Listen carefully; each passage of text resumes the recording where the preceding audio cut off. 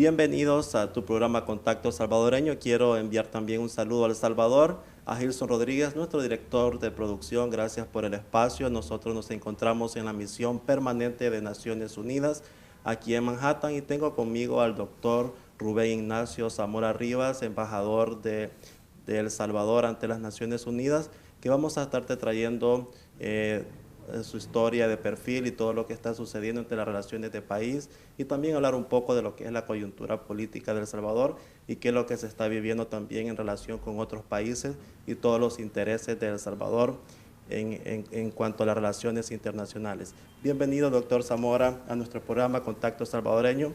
Muchos salvadoreños nos han pedido que vengamos aquí donde usted para conocer un poco, primeramente recordar toda su historia política. Bueno, muchas gracias y un saludo a todos los compatriotas salvadoreños, tanto en los Estados Unidos como ahí en la patria chica nuestra, ¿verdad? De parte de la misión del Salvador acá en Naciones Unidas. Me gustaría que habláramos un poco, doctor, de su historia. Queremos refrescarle a nuestro público toda su historia política desde antes de la guerra, durante el conflicto, en la negociación de los acuerdos de paz, también toda su participación por la política de El Salvador, porque ahora hay otra generación en Estados Unidos que es importante que nosotros traigamos a personalidades como usted para que ellos los conozcan. Yeah. Pues mire, es un poco ya una carrera un tanto larga, ¿verdad? Yo empecé cuando tenía 18 años a estar involucrado en las cuestiones políticas y bueno, y acabo de salir del promedio de edad de los salvadoreños, ¿verdad? Ya estoy en años extras, como quien dice.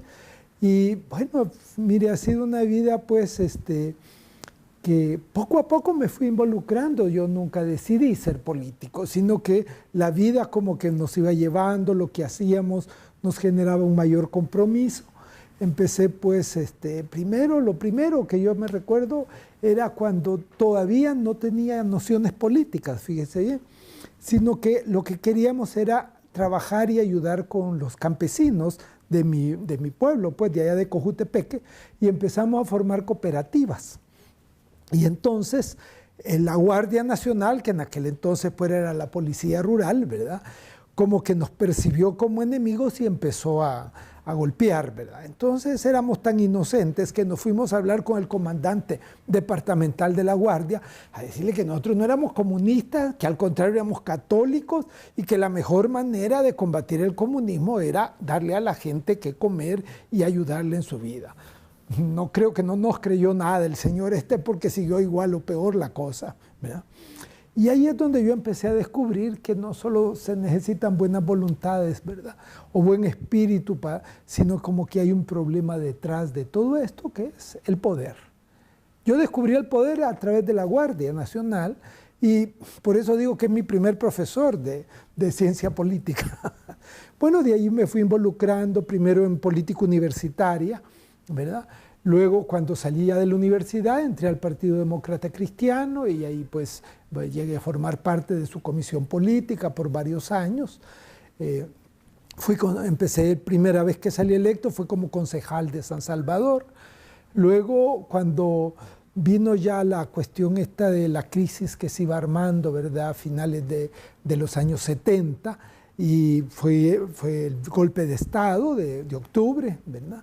Me pusieron de ministro de la presidencia, duré 2 meses nada más de ministro, porque luego después renunciamos, porque se estaba volviendo a lo que precisamente nosotros más atacábamos antes, que eran las violaciones de derechos humanos, la represión. Entonces dijimos, no, con esto no se puede seguir, pero allí se produjo una división en el Partido Demócrata Cristiano, unos que querían seguir con el gobierno y otros que decíamos que había que reconfigurar el gobierno. En definitiva, dominó la posición de seguir con el gobierno y allí fue donde pues, nosotros pusimos la renuncia a la dirección del partido y formamos un movimiento popular social cristiano.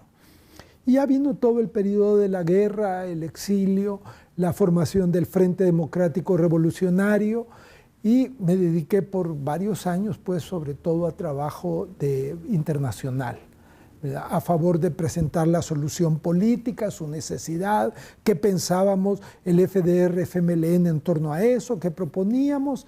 Trabajé mucho acá en Estados Unidos, porque era miembro de la Comisión Político-Diplomática, que era la que se encargaba del trabajo en el exterior, y yo era el encargado para Estados Unidos de ese trabajo, hasta que me echaron de Estados Unidos y ya no me daban la visa, solo me permitían entrar cuando un senador invitaba o una comisión del Congreso para que diera mis opiniones sobre El Salvador, y así era que podía volver a entrar, pero no podía moverme de aquí, no de aquí, de allá, de Washington, ¿verdad?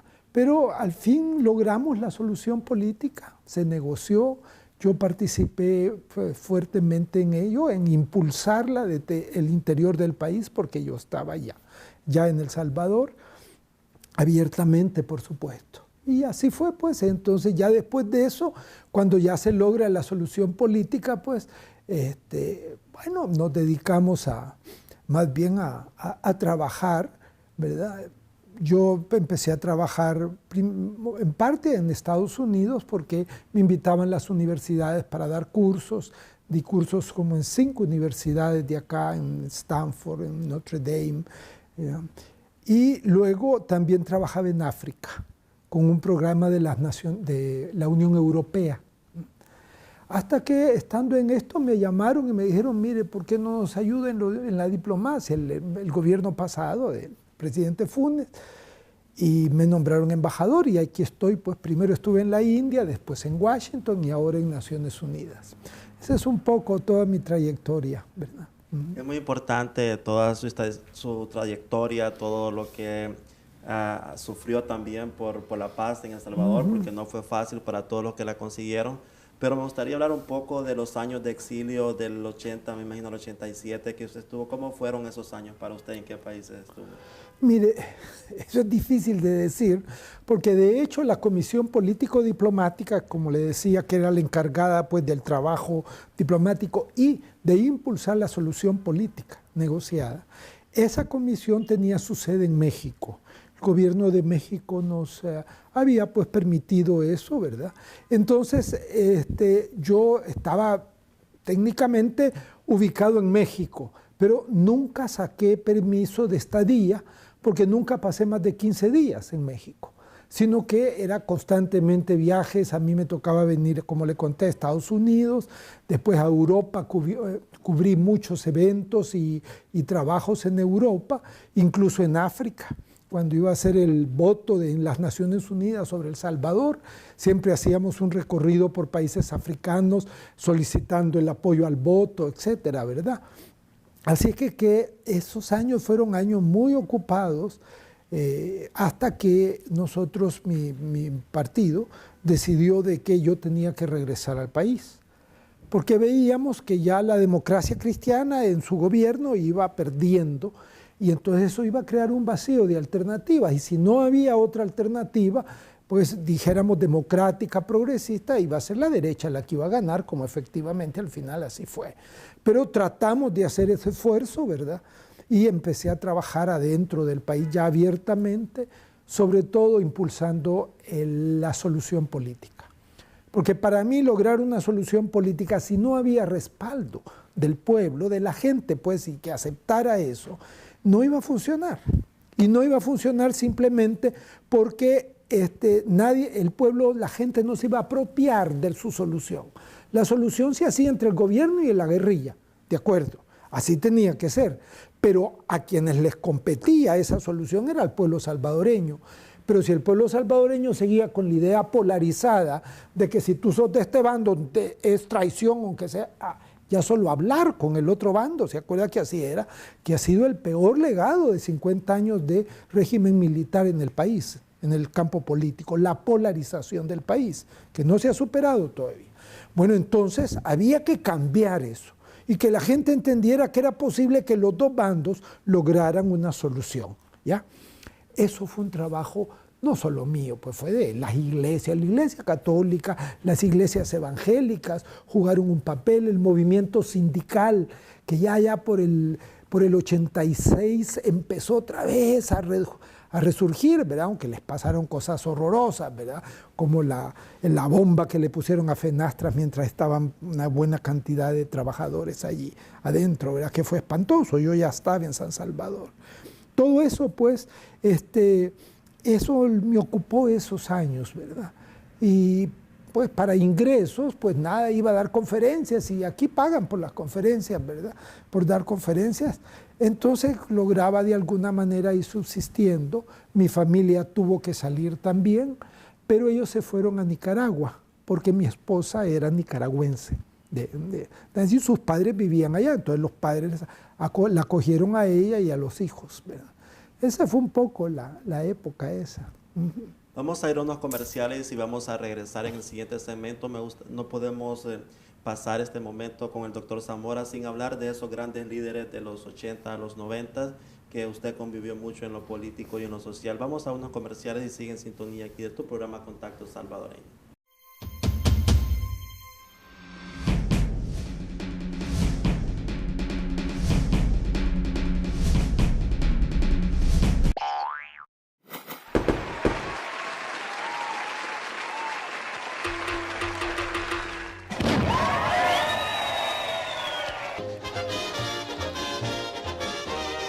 Ni pobre, ni rico, ni joven, ni viejo, ni bello, ni feo, ni chele, ni prieto, ni hembra, ni macho, ni alto, ni bajo. Salvadoreños y salvadoreñas que viven en el exterior. Te saluda Miguel Pereira, alcalde de la ciudad de San Miguel.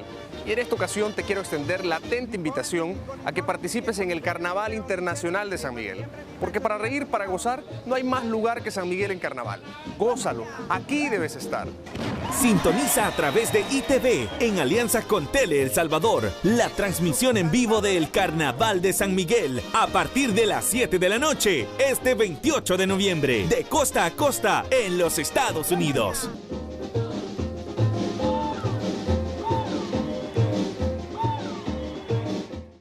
Si va a remodelar o decorar su casa, oficina o rancho en la playa, piense en Lajas de El Salvador.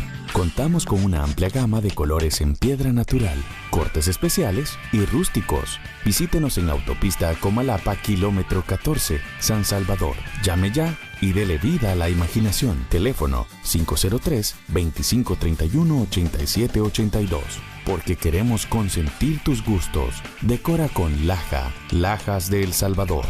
¿Busca una casa o apartamento para su familia? ¿O no sabe cómo hacerlo? Nosotros tenemos la solución. RM Home somos profesionales en compra y venta de inmuebles a precios increíbles. Además, brindamos toda la asesoría para que usted desde los Estados Unidos pueda comprarle una vivienda a su familia sin preocupación. Somos responsables. No pierda más su tiempo y dinero. RM Home, servicio garantizado. No se arriesgue. RM Home, su opción líder en venta y compra de inmuebles en El Salvador. Contáctenos 503 2223 3047 o 503 7990 0211 o escríbanos a rmhomesb@gmail.com. Su preocupación es cómo movilizarse durante el viaje a El Salvador que tanto ha esperado.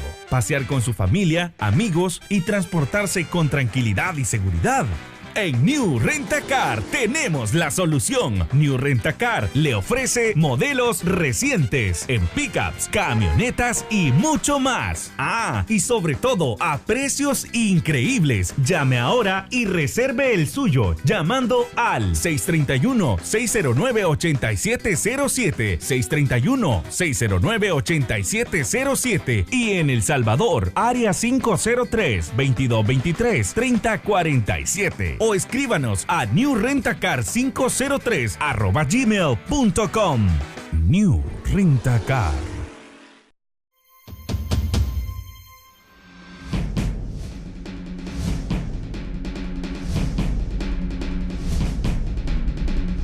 Seguimos aquí en Contacto Salvadoreño desde la sede permanente de las Naciones Unidas en la ciudad de Nueva York, y tengo aquí conmigo al doctor Rubén Ignacio Zamora, embajador de las Naciones Unidas. Y como estábamos en el segmento anterior hablando, me gustaría de que sigamos entre los 80 y los 90 hablando de líderes como como Monseñor Romero, no podemos dejar de hablar de él, también del presidente Duarte, de su compañero de fórmula también, el señor Manuel Ungo. Me gustaría que nos explicara un poco cómo fue la vivencia de convivir con esos líderes de esa época, ya que nosotros no tuvimos esa oportunidad.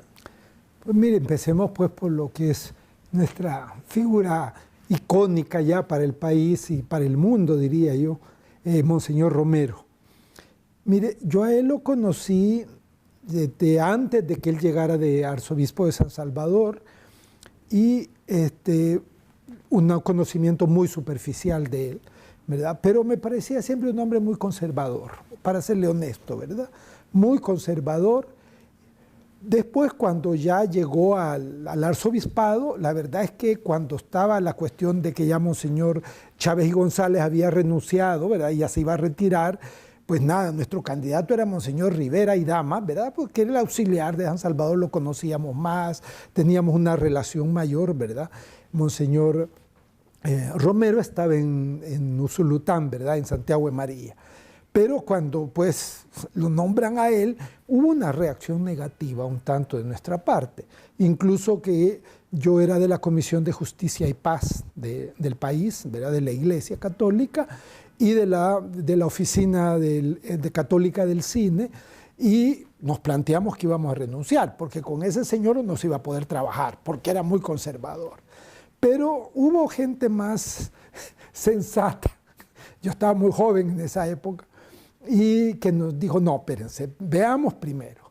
Y así fue como lo fuimos a ver. Al principio no fue muy agradable, la relación era muy cortante. Monseñor era un tanto tímido, esa es la verdad, ¿verdad? Y a veces aparecía como arrogante o distante, pero más bien era su timidez. Después uno lo descubre, la calidad humana que tenía él. Pues nos quedamos en la Comisión de Justicia y Paz, y trabajando, y claro, ahí la represión crecía y crecía, ¿verdad? Y entonces ahí empezamos a tener ya una relación más personal. Prácticamente todas las semanas la comisión se reunía con él porque él quería oír qué había pasado para lo del domingo, con su homilía del domingo. Y ahí sí lo fuimos conociendo, y como fue como irlo descubriendo. O sea, yo descubrí a Monseñor Romero hasta que fue arzobispo de San Salvador, y lo descubrí desde una visión negativa a una visión que cada vez fue más positiva, de mayor confianza en él, de mayor respeto, ¿verdad? Y de ver el crecimiento de su figura en el país, que fue el hecho quizás político, en el buen sentido de la palabra, de todos esos años más importantes. Bueno, así fue como desarrollamos un tipo de relación ya más humana entre los dos. Yo me recuerdo que cuando vino el conflicto al interior de la democracia cristiana, ¿verdad? Yo íbamos a renunciar, yo fui a hablar con él una noche, porque a veces en la noche recibía, y platiqué con él y contarle, y viera que fue interesante porque Monseñor trató, pero así fuertemente, de convencerme de que no renunciáramos. Porque él decía, miren, si renuncian ustedes, porque no solo era yo, sino que era el sector progresista de la democracia cristiana, si ustedes renuncian, aquí la guerra se viene ya. Esto no, ya nadie va a parar la guerra esta. Y así que piénselo bien, me decía. Y yo por último le dije, pero es que mire, Monseñor, ya para mí es un problema de conciencia. Como cristiano, yo no puedo estar en un régimen que está matando a la gente de la manera en que la están matando, pues la represión. Entonces él me dijo una cosa que nunca me olvida, me dijo, mire Rubén, me dijo, siempre lo trataba de usted a uno, era muy cuidadoso. Mire Rubén, me dijo, si su conciencia se lo dice, hágalo, porque lo más importante es que usted siga el dictado de su conciencia. Qué interesante, ¿verdad? Y bueno, y ahí yo renuncié y después tuve que salir del país, por supuesto, ¿verdad? Y después el siguiente hecho fue su muerte, ¿verdad? Enterarme de eso. Eso fue mi relación con Monseñor Romero, ¿verdad? Y pues en ese sentido, todo lo que ha pasado y después y lo que está pasando ahora, me parece a mí que, mire, que el país nuestro, una de las cosas importantes que necesita es tener una figura de referencia, ¿ya? Eso es muy difícil de construir. Entonces, pero viendo la historia con los últimos 30, 40 años o 50 del país, creo que la única figura que podría jugar ese papel es Monseñor Romero, ¿verdad? Pero yo lo estoy predicando esto desde que regresé al país, pero la gente me dice, pero usted está loco, me dice, ¿cómo van a creer si lo mandaron a matar los del otro lado que van a aceptar? Y efectivamente había una negatividad tremenda hacia Monseñor Romero por parte de las personas conservadoras, el Partido Arena y toda esta gente. Pero yo decía, pero miren, vean Estados Unidos. Lincoln, que ahora es la figura de este país, ¿verdad? Ahí tiene el monumento más grande que hay en este país, lo tiene él allá en Washington, ¿verdad? Todo el mundo, Lincoln es el hombre del país, es la expresión del país, ¿verdad? Hasta el tío Sam se parece en su figura a la figura de Lincoln, ¿verdad? Sí, todos los respetan a los padres fundadores, que son extraordinarios, por cierto, pero Lincoln es la figura nacional. Ese hombre comandó, ¿no? Fue el comandante de uno de los dos bandos de la guerra civil, donde se mataron, que dio gusto. Y ahora, republicanos, no republicanos, respeta y reconoce. Entonces, Monseñor puede llegar a hacer eso, decía yo. Fíjese que yo tengo una esperanza de que no me voy a morir antes de verlo, porque ya lo estoy viendo cómo se camina, ha ido cambiando, fíjese. Yo creo que lo que está cambiando es que estamos como acercándonos a una visión de Monseñor Romero, ya no de tipo partidario política, derecha-izquierda, sino de un hombre que expresa la nación, que expresa y que nos señala un camino, que puede seguirlo gente conservadora, sí puede seguirlo, que es la democracia, el diálogo, el respeto a los derechos humanos, ¿verdad? Y lo puede seguir gente de izquierda también, o sea, lo podemos seguir los salvadoreños, esa es como ruta general. Y yo tengo esa esperanza de Monseñor Romero, que Monseñor Romero vaya, lo tenemos que hacer nosotros.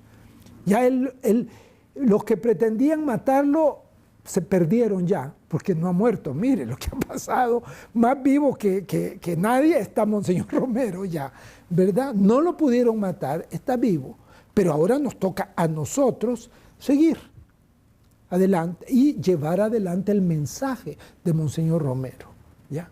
Que es un mensaje muy completo el que tenemos y creo que puede señalar el camino del país, compartir, ¿ya? Como él le decía, señores ricos, por favor, den el anillo porque se los pueden quitar cortándoles el dedo. Era una frase que él usó más de alguna vez.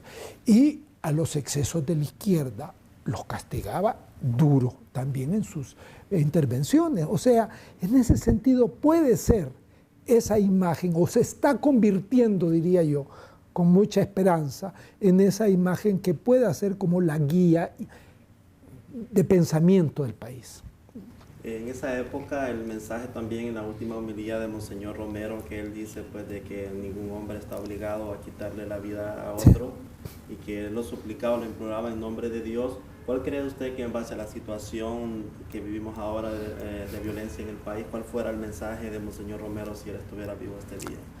Mire, yo una vez escribí en torno a eso, y qué bueno que me lo pregunta, un artículo que creo que fue publicado en varias revistas, que llevaba por título algo así, pero ya ni me acuerdo bien del título, pues, pero del contenido, que decía, no lo pudieron matar, punto suspensivo, ¿podremos nosotros? Con interrogación. Esa era mi tesis. Y yo decía, mire, a todos los que pues impulsamos el proceso de beatificación, el papel de Monseñor en el país, etcétera, etcétera. Por lo general, después ya de esto lo escribí a unos 4 años, creo yo, después de tantos años de su muerte, ya, tenemos que darnos cuenta de algo. Los que lo mataron, los que lo asesinaron, perdieron, no lo pudieron matar, está vivo. Y cada día está más vivo, cada aniversario de su muerte es más grande, más grande. Y ahora con la beatificación, imagínense esa concentración que hubo en San Salvador, ¿verdad? Y cómo la seguimos en todas partes, por los medios. Entonces, el punto, decía yo, es esta. Yo lo que oigo siempre en estos aniversarios de Monseñor es lo que usted me acaba de decir. La voz de Monseñor dando ese discurso, ¿verdad? Y sobre todo aquello increíble, ¿verdad? Como era, yo les pido, yo les ordeno, yo les suplico que cese la represión, ¿ya? Y dirigido a la Guardia Nacional y a las Fuerzas Armadas, casi nadie, ¿verdad?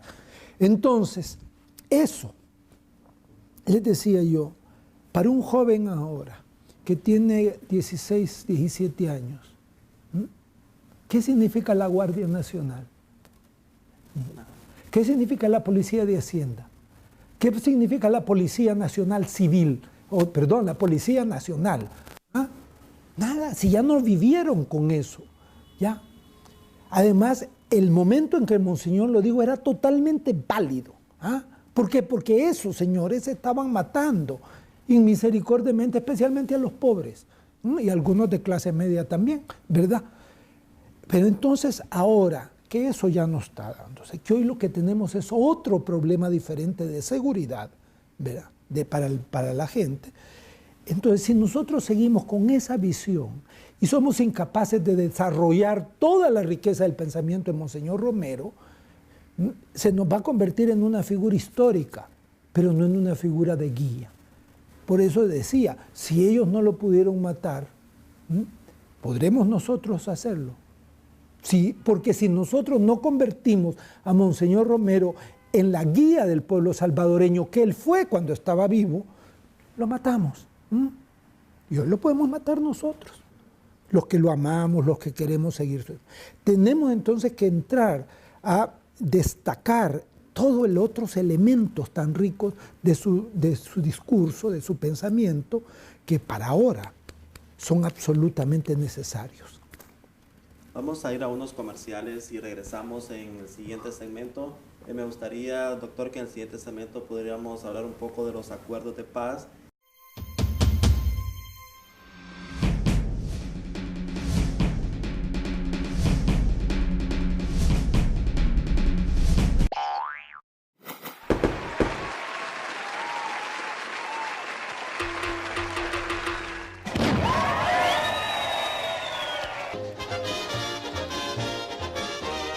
Ni pobre, ni rico, ni joven, ni viejo, ni bello, ni feo, ni chele, ni prieto, ni hembra, ni macho, ni alto, ni bajo. Salvadoreños y salvadoreñas que viven en el exterior. Te saluda Miguel Pereira, alcalde de la ciudad de San Miguel.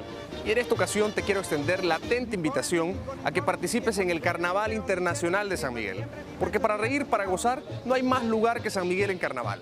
Gózalo, aquí debes estar. Sintoniza a través de ITV, en alianza con Tele El Salvador, la transmisión en vivo del Carnaval de San Miguel, a partir de las 7 de la noche, este 28 de noviembre, de costa a costa, en los Estados Unidos.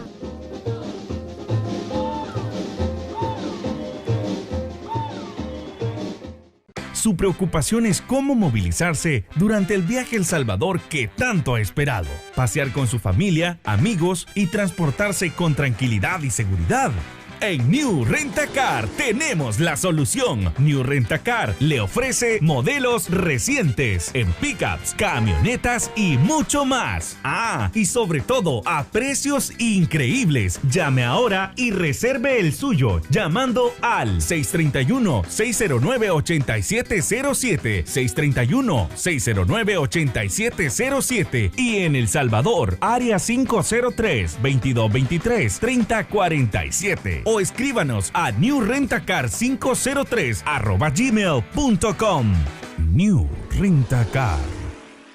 Amigos salvadoreños y centroamericanos, los saluda Julio Hernández, contador graduado de la Universidad del Estado de Nueva York, con más de 25 años de experiencia en su servicio en HH Business Solutions, donde preparamos sus impuestos, registramos su negocio, tramitamos su número del IRS y preparamos impuestos de años atrasados. Visítenos en el 1562 de la New York Avenue en Huntington Station, Nueva York, 11746.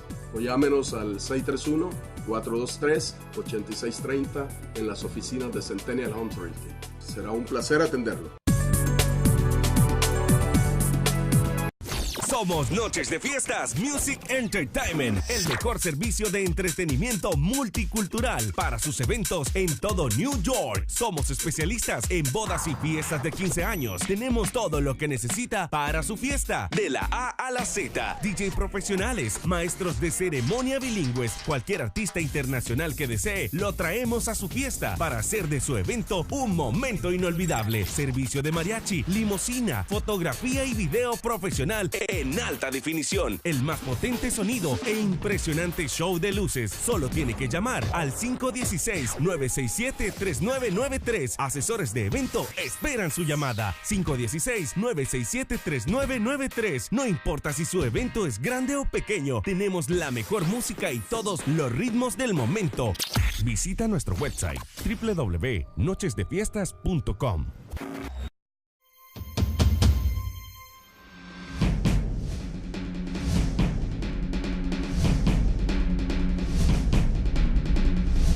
Gracias por seguir en la sintonía de Contacto Salvadoreño. Estamos aquí desde la sede de Naciones Unidas, la misión permanente de El Salvador, desde la ciudad de Nueva York, con una entrevista exclusiva con el doctor Rubén Ignacio Zamora, que es embajador de El Salvador ante las Naciones Unidas.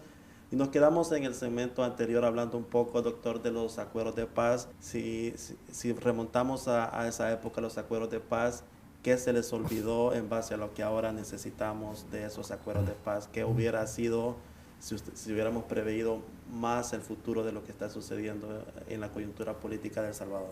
Mire, hay que entender bien que los acuerdos de paz son fruto de una negociación, ¿ya?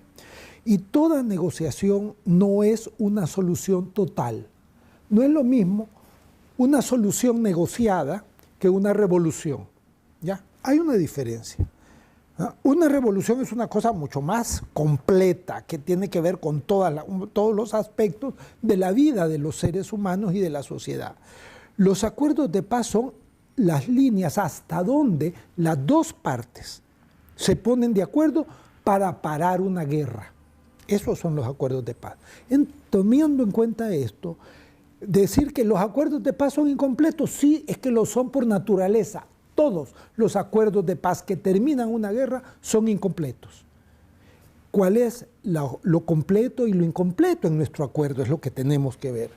Yo diría que lo completo es la parte política, porque los acuerdos de paz son un acuerdo político para terminar una guerra que tenía una base política, la represión, la exclusión de la vida política, como lo dijo el presidente Cristiani en su discurso de Chapultepec cuando suscribió los acuerdos de paz, también él, ¿verdad? O sea, eso es donde los acuerdos de paz sí nos dieron, yo diría que una etapa nueva, diferente para el país, la entrada realmente a la democracia, ¿ya? Ahora, ¿qué no cubrieron los acuerdos de paz? La parte económica.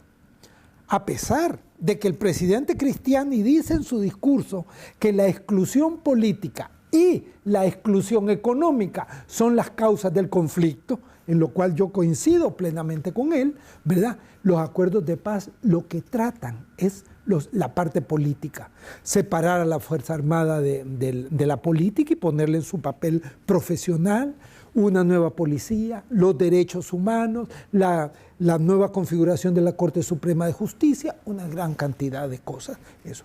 Pero en la parte económica, no. ¿Por qué? Porque en eso no podía haber acuerdo. No iba a haber acuerdo. Estaba Cristiani empezando a implementar toda la reforma neoliberal. Y por otro lado, la guerrilla tenía una concepción marxista, ¿ya? Socialista de la cuestión. Entonces, esas dos cosas no pegan, ¿ya? No iban a poder pegar. Entonces, lo que crearon fue un mecanismo para que se pudieran seguir discutiendo las cosas, que fracasó. En gran medida, el gobierno no lo quiso implementar bien y el movimiento de trabajadores, que era el otro actor, no entendió de qué se trataba. Pero en fin, ese es pasado. Pero lo que le quiero decir es que ahí es donde está la gran debilidad. Y de allí se deducen toda una serie de problemas que ahora tenemos, ¿ya? ¿Por qué? Porque por no entrarle al problema económico, el problema económico de la separación entre ricos y pobres fue creciendo, el país no se logró desarrollar económicamente, y tiene toda la salida de los salvadoreños acá a Estados Unidos. Aquí se fundan las maras, la Salvatrucha y la 19, aquí se fundaron, y luego los deportaron para allá, allá se adaptaron y han crecido. ¿Ya? O sea que tiene una vinculación la debilidad de los acuerdos de paz con la actual situación de inseguridad del país. Pero es porque es de la naturaleza del acuerdo, que fue un acuerdo principalmente político, ¿ya? Dadas las condiciones que había en ese momento, lo que llamamos en ciencia política la correlación de fuerzas. O sea, cuánta fuerza tienes tú y cuánta yo. Y entonces para hacerlo, acuerdo. Bueno, eso para mí es el problema. Ahora, dentro de lo político sí hay un elemento que yo quiero destacar. Para mí, la debilidad política más grande de los acuerdos se refiere a los partidos políticos. Los partidos políticos que hay en El Salvador ahora prácticamente son los que tuvieron antes. Y todos esos partidos políticos son hijos de la guerra.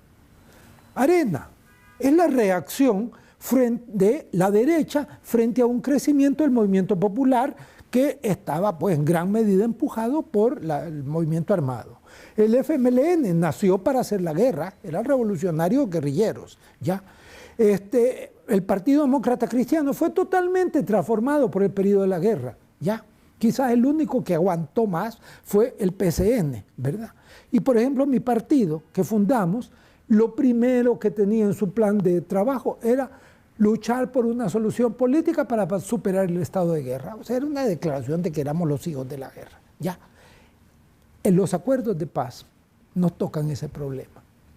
No se reforman los partidos políticos, sino simplemente se añadió el FMLN ya como partido a un esquema de polarizado de hijos de la guerra, ¿ya? Y el FMLN que venía de hacer la guerra, pues nada se sintió en su cancha.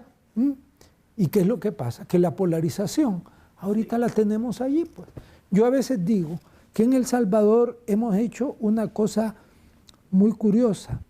Clausewitz, el gran teórico de lo militar, decía que la guerra es la continuación de la política por otros medios. Pues yo digo que en El Salvador pusimos de cabeza a Clausewitz porque ahora la política es la continuación de la guerra por otros medios. Ahora políticos, ¿ya? Eso es. Cuando usted ve el panorama del país, yo veo unos niveles de polarización innecesarios, pero que parten de que las partes principales del conflicto político tienen una concepción de que el otro lo que quiere es acabárselos. Y el otro piensa que la oposición de Arena lo que quiere es derrocarlos. Y Arena cree que el FMLN lo que quiere es poner el socialismo del siglo XXI y todas esas cosas. Entonces es la misma polarización. No la pudimos superar. ¿Por qué? Porque no se ha reformado el sistema de partidos políticos. Y mientras tanto, la gente es cada vez más escéptica de los políticos y de los partidos. Más adelante vamos a hablar un poco de la polarización, pero me gustaría hablar un poco de los acuerdos de paz, seguir hablando un poco de eso, que en El Salvador pues se creó una comisión para investigar todos los crímenes y también actualmente muchos salvadoreños en el exterior están pidiendo para El Salvador algo como la CICSIC, que es una organización que es apoyada por Naciones Unidas, que se dio en Guatemala para que ellos pudieran tener un poco de paz y también investigar algunos crímenes. ¿Será posible que en El Salvador, aunque no lo permita nuestro sistema constitucional, podríamos tener nosotros una CICSIC? Mire, el problema es que si no lo permite el ordenamiento constitucional no se puede hacer, ¿verdad? Porque hay que cumplir con la Constitución, nos guste o no nos guste. Mire, yo creo que yo enfoco al menos el problema de la siguiente manera. Primero, tenemos que ver en qué terreno la CICI o una eventual CICI se va a establecer.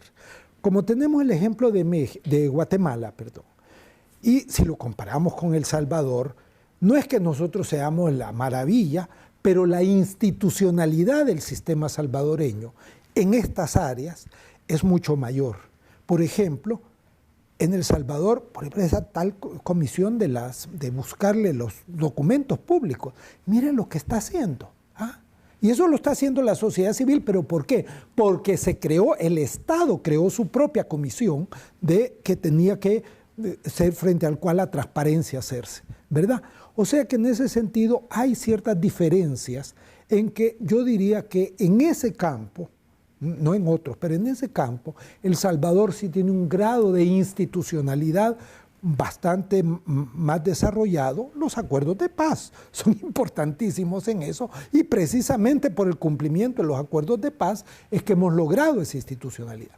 ¿Quiere decir que en El Salvador ya no hay necesidad de nada? No, perdónenme. Tenemos problemas de corrupción en el país, como los tienen todos los países del mundo. Porque usted ve los periódicos de este país y todos los días hay cosas sobre corrupción. Y la televisión lo mismo. O sea, pero entonces, ¿cómo podemos hacer? Bueno, podemos y debemos, y sería conveniente buscar cooperación externa. Sí. Yo creo que hay demasiadas experiencias de lucha contra la corrupción ahora en el mundo como para poder creerse que somos, como diríamos los salvadoreños, la mamá de Tarzán, ¿verdad? Para decir, no, aquí no nos sirve nada. Ahora, una Sisi en El Salvador yo sí creo que tiene serios problemas constitucionales para nosotros. ¿Por qué? Porque los acuerdos de paz y la reforma constitucional claramente establecen que el monopolio de la acción penal lo tiene la Fiscalía. Y solo la Fiscalía lo tiene. El Ejecutivo no le puede ordenar a la Fiscalía nada en El Salvador. Distinto a Guatemala, en que la Fiscalía no tiene el estatus que tiene El Salvador. Por eso es que es tan importante que haya un fiscal que sea serio y que realmente desarrolle todo el potencial. Por eso es que yo creo que en El Salvador sí deberíamos de ver alternativas de otros países, aprender de otros países, aceptar, creo yo, como hemos aceptado en tantos campos, la cooperación externa, ya sea técnica o financiera, pero El Salvador tiene que ser la Fiscalía, no puede ser el Poder Ejecutivo, no puede, aunque quisiera. Y si se pone a hacerlo, inmediatamente va a la sala de la Constitucional y eso se lo van a parar. Y se lo van a parar con razón, porque la Constitución es nuestra Constitución, para bien o para mal. Pero mientras no se cambie, hay que cumplirla. Pero hay muchos salvadoreños, tanto en el extranjero como allá, que no creen en el sistema judicial de El Salvador y comparan mucho volver al tema de la CICI, ya que en la CICI pues, se dieron grandes logros en Guatemala, un presidente que fue condenado, también acaban de derrocar otro, y nosotros estamos en este momento en El Salvador, en el caso del presidente Flores, que se están valorando las pruebas y que el juez pues ha dado 30 días para dar una resolución y que al final pues el presidente Flores va a terminar libre. Bueno, todavía no sabemos, ¿verdad?, en qué va a parar esto, pero mire, permítame señalar para que nos pongamos claros. El problema de El Salvador en el campo judicial es real. Los acuerdos de paz nunca tocaron la parte judicial, excepto la forma de elegir la Corte Suprema de Justicia, porque eso era constitucional, no judicial. Nunca lo tocaron. Es más, el presidente de la Corte Suprema de Justicia de aquel tiempo era absoluto y feroz enemigo de los acuerdos de paz. E incluso hay una declaración pública que le hace advirtiéndole a Cristiani que cuidado con tocar el Poder Judicial, porque entonces lo va a declarar inconstitucional los acuerdos de paz. ¿Ya? Entonces, el problema de la corrupción judicial no se resuelve con una CICI, ni en Guatemala ni en El Salvador. Fíjese bien lo que está pasando en Guatemala. Es a través de la Fiscalía, pero una Fiscalía empujada ¿por quién? Por un movimiento social en la calle de Guatemala. Sin todas esas manifestaciones que habían todos los fines de semana en Guatemala y en forma creciente, ¿ya? El trabajo de la CICI no se hubiera podido hacer. ¿Por qué? Porque el respaldo que le dio la población. Entonces, ¿qué es lo que necesitamos? Si vamos a aprender de Guatemala, aprendamos bien. Primero, necesitamos un movimiento de sociedad civil fuerte y en la calle, haciéndose ver, o si no en la calle, en la televisión o donde sea, pero expresándose. Y expresando la necesidad de que en el país se haga la reforma judicial. Y segundo, tener claro cuál es el límite de todo esto. Que no es, la CICI no es reforma judicial. La CICI es apoyar la investigación que se hace antes de llegar donde el juez para poder. Claro, ¿qué es lo que pasa ahora? La fiscal en Guatemala, que además es una persona muy, muy honorable, ¿ya? Y muy seria, se apoyó en la CICI porque quería la CICI. ¿Ah? Ella sola no se sentía capaz y tenía toda la razón de enfrentar todo lo que tuvo que enfrentar, pues, o lo que han enfrentado hasta ahora. Entonces, en ese sentido, la CICI ha jugado un papel importante en Guatemala. Pero no solo es la CICI, solo vemos la CICI. No vemos el otro elemento tan importante como la CICI, que es que había un movimiento popular. ¿Ah? A la señora, a la vicepresidenta, ya la tenían presa. ¿Ah? Pero ¿y qué pasó? ¿Por qué la cosa siguió? Porque en la calle la gente empezó, renuncia todos los días, a gritarle al presidente enfrente, y la CICI descubriendo qué es lo que había pasado de todo esa cosa fea que hay ahí del grupo ¿verdad? No sé, de gente que recibía cosas y cosas, ¿verdad? Entonces, yo creo que en ese sentido, si queremos avanzar, yo creo que en El Salvador son necesarias las dos cosas. Voluntad por parte de la autoridad encargada de la parte de hacerlo. Nosotros no necesitamos una CICI. El fiscal mañana puede venirse a Naciones Unidas y decirle a Naciones Unidas, mire, yo quisiera que ustedes me apoyaran de esta y de esta manera. Probablemente va a tener que haber una ley para eso, como hay en Guatemala, y la ley ya no depende del fiscal, sino que depende de la Asamblea Legislativa. Ojo, ya. O sea, ahí entramos en las complicaciones, ya. Pero en todo caso el fiscal podría empezar a hacerlo, no lo ha hecho. Al contrario, ha dicho que no lo necesita. Yo creo que es demasiado decir eso, ya. Yo creo que una ayuda internacional le daría respaldo, le daría fuerza y le daría posibilidades de caminar hacia donde todos queremos caminar, que la corrupción se pare. Pero también necesitamos el movimiento social que se exprese y que trabaje. Vamos a unos comerciales y venimos más adelante con la continuidad de esta gran entrevista con el doctor Rubén Ignacio Zamora, que estamos aquí desde la sede de las Naciones Unidas en la ciudad de Nueva York. Regresamos.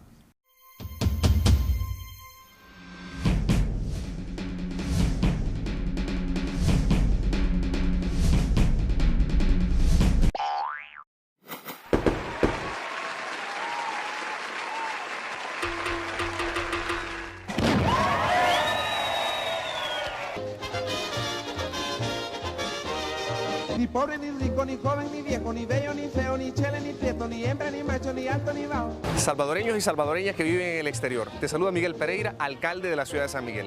Y en esta ocasión te quiero extender la atenta invitación a que participes en el Carnaval Internacional de San Miguel. Porque para reír, para gozar, no hay más lugar que San Miguel en carnaval. Gózalo, aquí debes estar.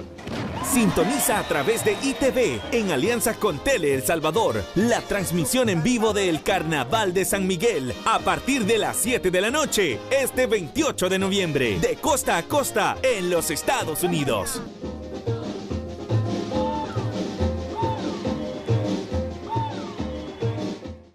Si va a remodelar o decorar su casa, oficina o rancho en la playa, piense en Lajas de El Salvador. Contamos con una amplia gama de colores en piedra natural, cortes especiales y rústicos. Visítenos en Autopista Comalapa, kilómetro 14, San Salvador. Llame ya y dele vida a la imaginación. Teléfono 503-2531-8782. Porque queremos consentir tus gustos. Decora con Laja, Lajas de El Salvador. Si va a remodelar o decorar su casa, oficina o rancho en la playa, piense en Lajas de El Salvador. Contamos con una amplia gama de colores en piedra natural, cortes especiales y rústicos. Visítenos en Autopista Comalapa, kilómetro 14, San Salvador. Llame ya y dele vida a la imaginación. Teléfono 503-2531-8782. Porque queremos consentir tus gustos. Decora con Laja, Lajas de El Salvador. ¿Busca una casa o apartamento para su familia? ¿O no sabe cómo hacerlo? Nosotros tenemos la solución. RM Home somos profesionales en compra y venta de inmuebles a precios increíbles. Además, brindamos toda la asesoría para que usted desde los Estados Unidos pueda comprarle una vivienda a su familia sin preocupación. somos responsables. No pierda más su tiempo y dinero. RM Home, servicio garantizado. No se arriesgue. RM Home, su opción líder en venta y compra de inmuebles en El Salvador. Contáctenos 503 2223 3047 o 503 7990 0211 o escríbanos a rmhomesb@gmail.com. Su preocupación es cómo movilizarse durante el viaje a El Salvador que tanto ha esperado. Pasear con su familia, amigos y transportarse con tranquilidad y seguridad. En New Rent-A-Car tenemos la solución. New Rent-A-Car le ofrece modelos recientes en pickups, camionetas y mucho más. Ah, y sobre todo a precios increíbles. Llame ahora y reserve el suyo llamando al 631-609-8707, 631-609-8707 y en El Salvador, área 503-2223-3047. O escríbanos a newrentacar503@gmail.com. New Rent-A-Car.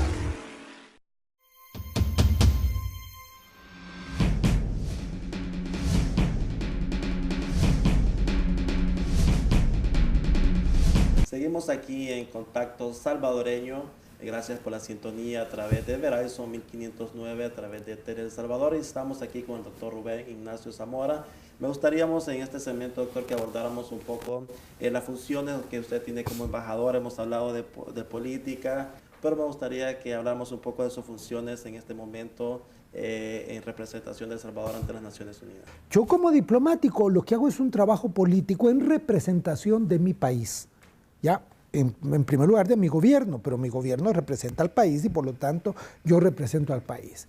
¿En qué consiste aquí? En una institución, que es las Naciones Unidas, ¿verdad?, que genera una forma diplomática muy rara, ¿ya?, que es lo que se llama la diplomacia multilateral. Cuando yo era embajador en la India o en Washington, yo tenía una contraparte, que era el gobierno del país ante el cual estoy representado. Yo representaba al país, defendía del país, trataba de buscar cooperación para el país frente al gobierno. Aquí es una situación distinta. Usted representa al país, pero usted es dueño de la institución, porque las Naciones Unidas es propiedad de todos los países que formamos parte de ella, ¿ya? Entonces usted es juez y parte en este caso, ¿verdad? Porque viene representando a El Salvador a una institución de la cual El Salvador, mire, todos los años paga. No somos de los que pagamos más, por supuesto, porque es en base a un sistema de ingresos de los países, ¿verdad? Pero todos pagamos, ¿verdad? Entonces, en ese sentido aquí el trabajo es distinto, ¿ya? El trabajo aquí, francamente, es más bien un trabajo entre embajadores, representantes de países. Cada quien representa su interés, ¿ya? Cada quien representa la organización de su país, ¿verdad? Y que entonces tratamos de ponernos de acuerdo en una serie de cosas que sean competencia o de beneficio para todos, para la humanidad, va, en sentido contrario. Entonces, esto está dividido en comisiones. Unas ven cosas económicas, otras ven cosas legales, otras ven operaciones de paz, y así van, otras ven las cosas sociales, por ejemplo. Y en cada una de esas comisiones, hay comisiones, allí se discute resoluciones que van a la Asamblea General y ahí tienen que aprobarla ya todos los miembros, por mayoría o por unanimidad. ¿Ya? Entonces, mi tarea como embajador es representar al país frente al secretario general. Segundo, dirigir el trabajo de esta oficina o de esta misión que tiene representantes de El Salvador en todas las comisiones, y ahí se discute y entonces platicamos, discutimos y la posición de El Salvador. Y tercero, soy el vínculo entre Cancillería y el trabajo de Naciones Unidas. Entonces yo tengo constantemente frente a tal cosa, a tal otra, pedirle a Cancillería que me dé la orientación para actuar aquí. Cuando ya me la ha dado, y a veces son la misma resolución del año pasado a este, pues ahí se va, ¿verdad? Si votamos a favor, pues votamos, seguimos así, o si no, pues como fue el año pasado, a no ser que creamos que hay que cambiarla, y entonces le preguntamos a Cancillería y ella nos da la respuesta, pues es porque el ministro, Hugo Martínez, es nuestra cabeza, pues nuestro jefe. Ese es un poco el trabajo, ¿verdad? Es un trabajo que se parece más al trabajo legislativo que al trabajo del Poder Ejecutivo o del Poder Judicial. Pero ¿qué tiene de los tres? Aquí se ven presupuestos, aquí se crean presupuestos en una comisión que es la quinta, que ve toda la parte del dinero. Y allí son los agarrones entre los que dan el dinero y los que gozamos del dinero, porque las Naciones Unidas obviamente trabaja más para los países en desarrollo. Pues para eso está, pues, ¿verdad? Pero quienes más la financian son los países ricos. Pues eso les toca, ya suficiente nos sacaron a todos los países del tercer mundo, ¿verdad? Durante muchos siglos, y es hora de que tenga algo, les digo yo, ¿verdad? Y no les gusta, ¿verdad? Usted sigue con el pasado. No, pues le digo, yo estoy con la historia, les digo yo. Y reconozco el papel que ahora ustedes hacen. Se lo agradezco. Pero así es acá, ¿verdad? Todo eso lo hace usted en un lenguaje así medio diplomático, que a veces a mí me cuesta seguirlo. Yo no estoy acostumbrado a eso todavía, a pesar que ya llevo como 5 años de embajador. Pero esa es la realidad del trabajo. Es un trabajo interesantísimo.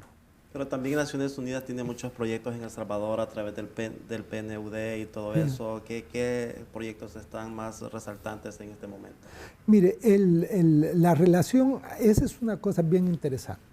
O sea, Naciones Unidas tiene además como 14 organismos, PNUD, la UNICEF, la UNESCO, el Fondo de Población, y así van, son 14 o 16, algo así, ¿verdad? Entonces, estos organismos tienen representantes en nuestros países. Entonces, prácticamente allá es donde discuten qué proyectos van a hacer. ¿Por qué? Porque los proyectos del PNUD son proyectos en base a lineamientos generales que se aprueban acá, pero adecuados a las políticas que el gobierno está llevando, ¿ya? Entonces, por eso es una cosa entre los dos. El PNUD propone, o el gobierno le propone al PNUD, se ponen a discutir y entonces, mire, pero es que todo, bueno, yo le podría ayudar por aquí, pero en esto no puedo ayudarle porque no tengo fondos. Viene toda esa discusión, mire, ¿por qué no modifica esta parte? Oiga, se hablan, se modifican las cosas, acuerdan allá, ya, dentro de... ¿Qué hacemos nosotros con el PNUD? Aquí le aprobamos su fondo global, aquí le aprobamos su presupuesto. Entonces nosotros tenemos que ver más con lo global, ¿verdad?, que con lo específico de El Salvador. Pero además, si hay una relación, por ejemplo, con Cristian, que es ahora el representante del PNUD, que además es el que representa a todas las organizaciones de Naciones Unidas en el terreno, con él pues nos vemos, vienen, antes de irse allá, vienen visita de cortesía, platicamos y estamos en comunicación, ¿verdad? Porque hay cosas que allá las están discutiendo, pero que van a repercutir aquí. Entonces nosotros tenemos que estar preparados para apoyarlas, para empujarlas, ¿verdad? Porque si no, puede que aquí las corten, porque aquí cortan, porque no hay dinero, ¿verdad? Entonces hay toda esa relación, ¿verdad? Pero realmente el trabajo principal de PNUD, de UNESCO, de todas las agencias especializadas que tienen trabajo en el terreno, es con la autoridad del terreno, con relaciones exteriores, ya, o con salud pública de la Organización Mundial de la Salud o lo que sea. Gracias, doctor, por estas palabras, por esta entrevista. Pues y ya para terminar, pues las cámaras son suyas para que se despida de todos los salvadoreños. Muchas gracias por la oportunidad de comunicarme con mis compatriotas acá y en El Salvador. Yo quisiera nada más mandarles a todos un saludo, ¿verdad? Y decirles que desde aquí, desde Nueva York y desde las Naciones Unidas, estamos trabajando para que nuestro país sea también menos desigual de lo que ha sido, ¿verdad? Que sea más democrático de lo que ha sido hasta ahora, ¿verdad? Y que los salvadoreños abandonemos la polarización y construyamos juntos el país, que es la única manera como podemos salir adelante en las presentes circunstancias de este mundo. Muchas gracias a todas y a todos. Y a ustedes en casa, gracias por la sintonía y venimos en una próxima ocasión con otra nueva entrevista de Contacto Salvadoreño.